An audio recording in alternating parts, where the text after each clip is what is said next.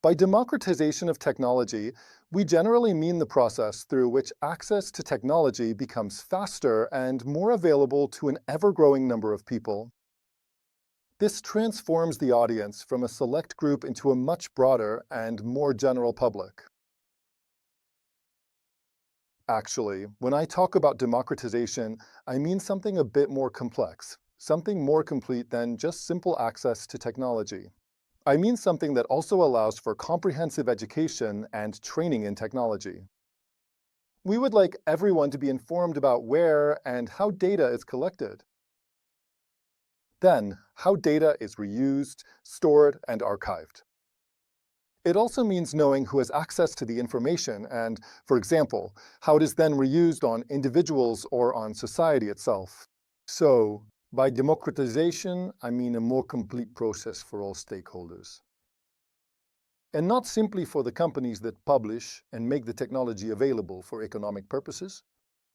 The spread of advanced tools among a broad audience, often not specialized or lacking proper education and critical use, has made it possible to rapidly produce content even without specific skills, thus contributing to the decline in the average quality of final products. However, targeted and conscious training on the use of these tools allows for high-level results and can significantly increase productivity.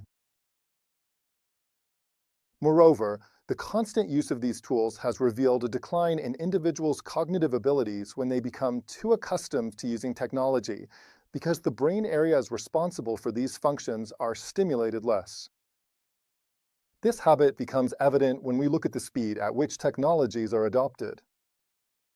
A significant fact concerns the speed of technology adoption.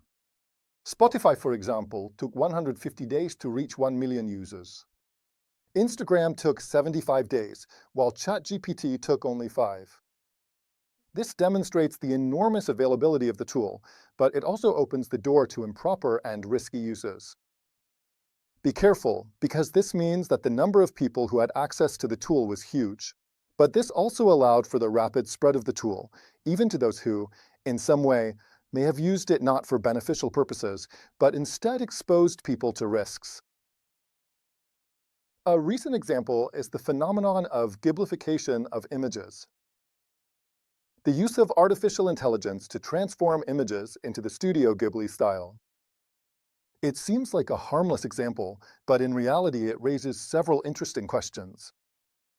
By giblification of images, we mean the ability of a system to take an image as input and graphically transform it into a style similar to that of Studio Ghibli films.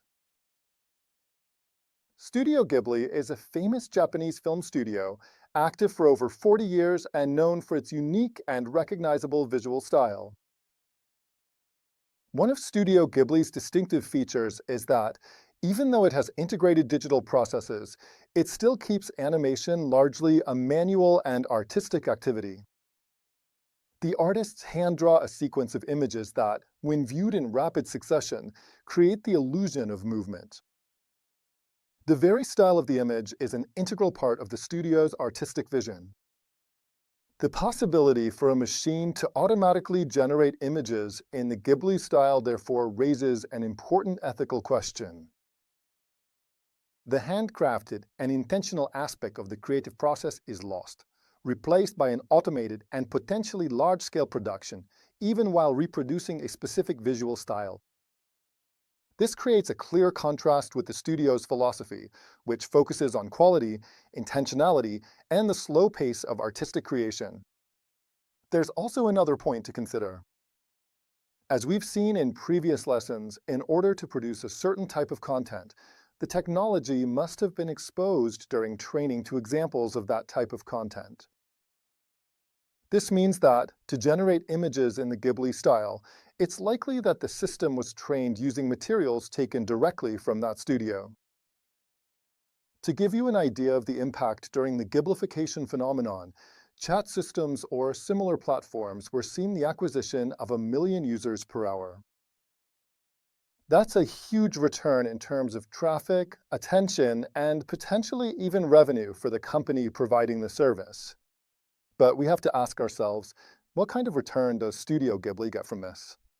Who protects the intellectual property and copyright of the material that was most likely used to train these models? Beyond that, there are a number of side issues that deserve attention and reflection. We've realized that for artificial intelligence to work, it's not a neutral or cost-free process in terms of resources. Every time we generate an image with an artificial intelligence system, we're consuming electricity and producing electricity. It has an environmental impact. So we might ask ourselves some simple but meaningful questions. How many hours of a light bulb being on is equivalent to the energy used to create a single Studio Ghibli-style image? How many liters of water are needed to cool the servers that process this data? How much carbon dioxide is emitted to support the entire process? It's clear that none of the technologies we use today are truly environmentally neutral.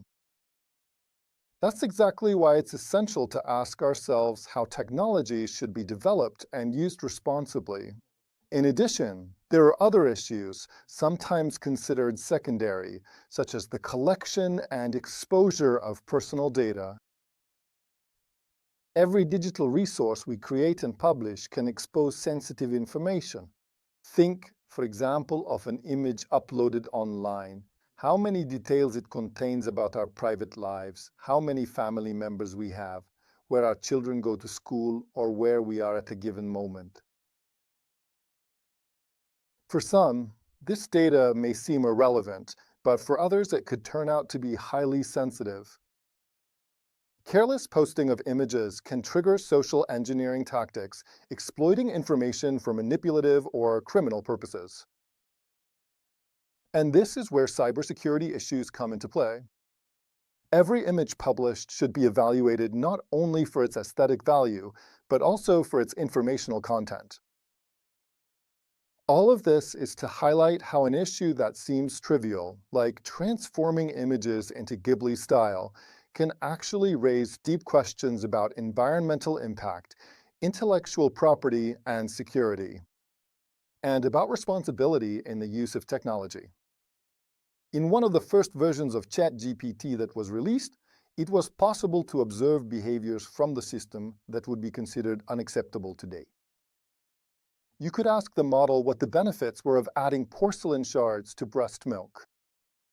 Instead of refusing the request or pointing out how absurd the question was, the system, being a probabilistic model, would generate a response. A plausible answer, even though it was completely unfounded and potentially dangerous. Specifically, it claimed that porcelain could provide useful minerals like calcium to the infant. This example, which might make you smile because of how absurd it is, actually raises a very serious issue. What happens when such a powerful tool is made available to someone who, in a moment of vulnerability or confusion, uses it to seek help? Let's think about a new parent overwhelmed by emotions who turns to artificial intelligence for advice on a delicate matter like infant nutrition. The consequences of an incorrect answer can be serious. This brings us back to the concept we've already discussed, the democratization of technology. Making it accessible to everyone can't just mean distributing tools.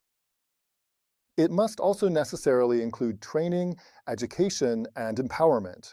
Without these elements, the spread of artificial intelligence risks exposing people to real dangers, especially at times when they are most vulnerable or less equipped to critically assess the answers they receive.